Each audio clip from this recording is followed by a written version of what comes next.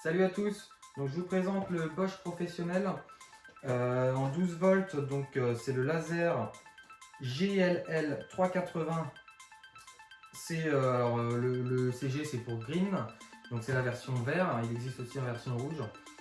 En termes de précision, parce que je vais en parler directement des caractéristiques, les précisions c'est plus ou moins 2 mm par mètre, donc ça paraît un peu important, mais bon, au final, quand on compare avec d'autres marques, on est bien, on est même très bien.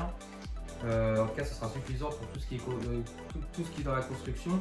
Je me suis même amusé à comparer avec d'autres lasers et il est quand même vraiment, il est dans les mêmes gammes de calibration que les autres, donc on sera précis comme d'autres. Avec une taille quand même qui est quand même vachement réduite. Donc après là-dessus, en termes de visibilité, sur le site internet il parle de 30 mètres, donc sans rien. Avec la cellule on est même à 120 mètres. Je dois vérifier un truc quand même, que je ne dise pas de conneries. Oui c'est ça, jusqu'à 30 mètres de portée, et avec la cellule on arrive directement à 120 mètres. On a 6 heures d'autonomie avec la batterie Lion, donc comme moi, mais bon après il y a une histoire de... Là moi j'ai la 2 ampères, ça va dépendre des batteries que vous avez.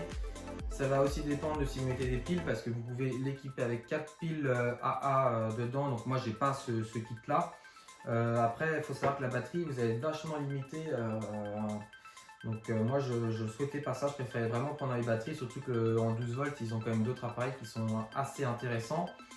À part le laser, il est livré avec des accessoires. Donc celui-ci qui est une petite pince qui va vous permettre de l'accrocher un peu n'importe où.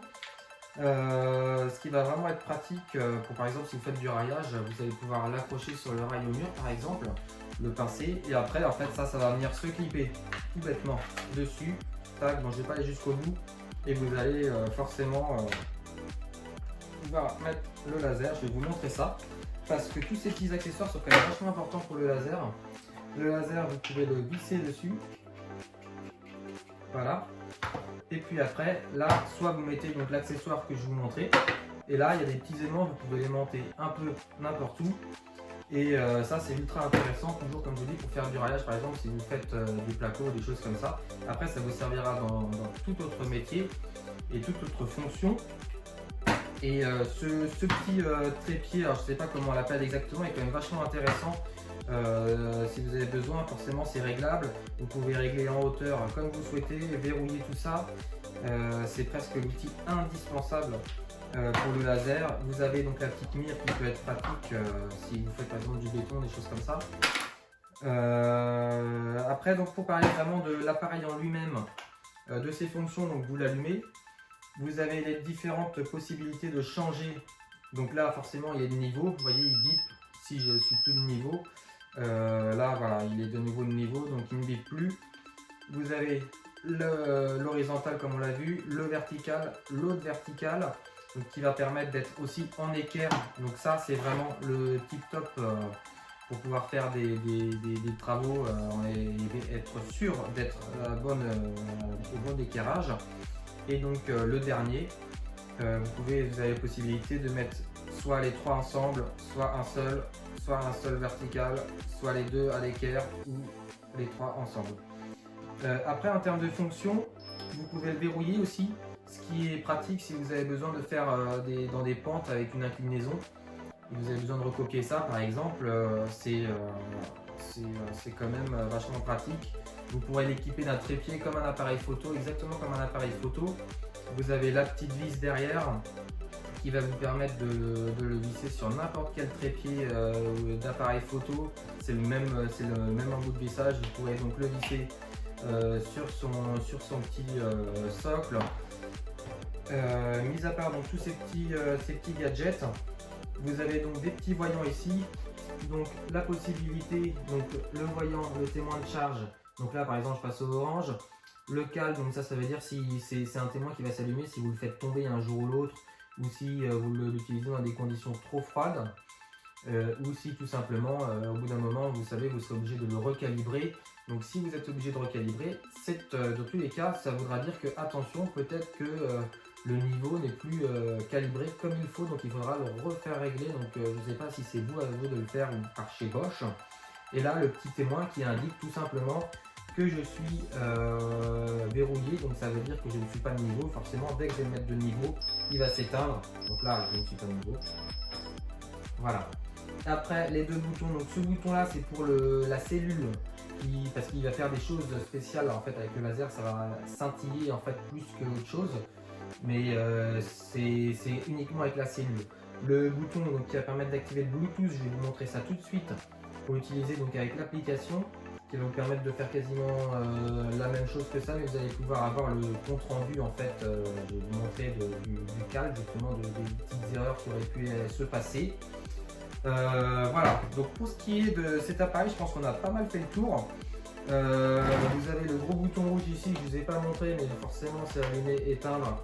Vous avez un cran, alors ça c'est éteint. Le deuxième cran c'est le verrouillage, donc tout simplement. Et le dernier c'est mis de niveau. Voilà. Donc pour ce qui est de l'application, je vais vous montrer ça tout de suite en image. Alors j'espère que ça va marcher du premier coup. Hop, je vais sur l'application.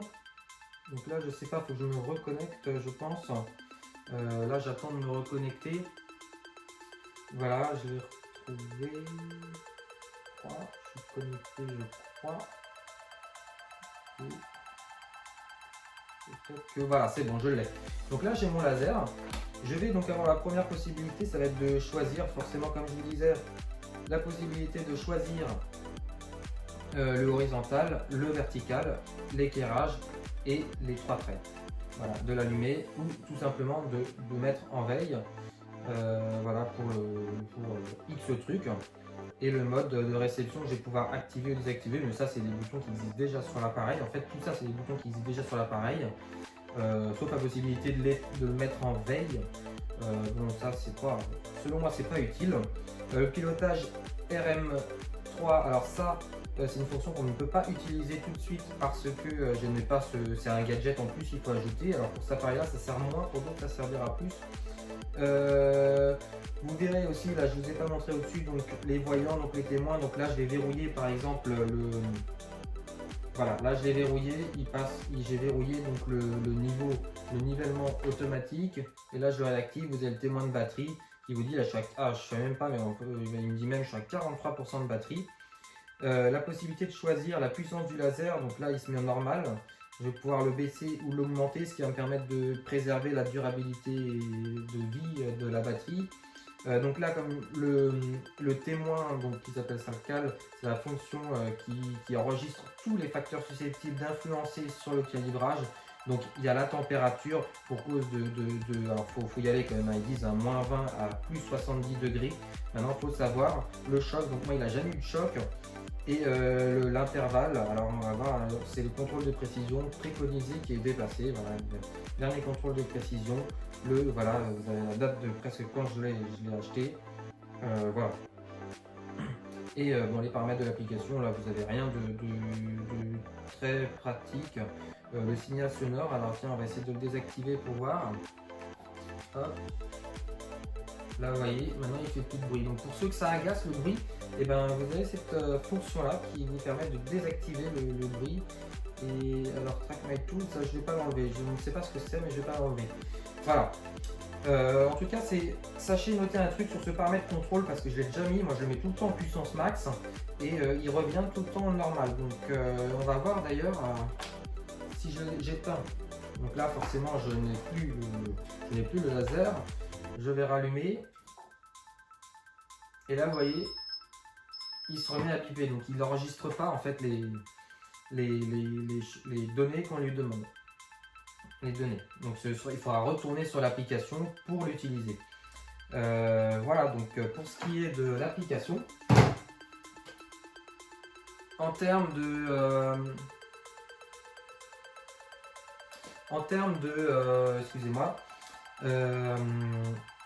au niveau de la batterie, donc vous avez différentes batteries qui existent. Donc moi c'est une 2 ampères, il existe plus gros avec plus d'ampérage. Vous avez le chargeur que je vais vous montrer tout à l'heure. et une petite pile qui permettrait de sauvegarder, je pense, toutes les petites anomalies qui pourraient arriver, les chocs et différentes choses. Voilà pour ce qui est de ce laser. Je vais vous montrer directement ma tool parce que comme d'habitude j'ai fait une petite tool spéciale avec de la mousse. Donc dedans vous avez la possibilité, vous avez donc de la mousse, ça passe dans le tiroir mais c'est très juste. J'ai bidouillé la tool, j'ai un peu meulé comme je pouvais. Le rangement comme ceci, voilà, tac, et après terminé. Je vous présente aussi, donc après j'ai refait ma tool pour le chargeur pour charger. Donc maintenant j'ai mes deux chargeurs, le chargeur Makita et le chargeur Bosch qui est juste ultra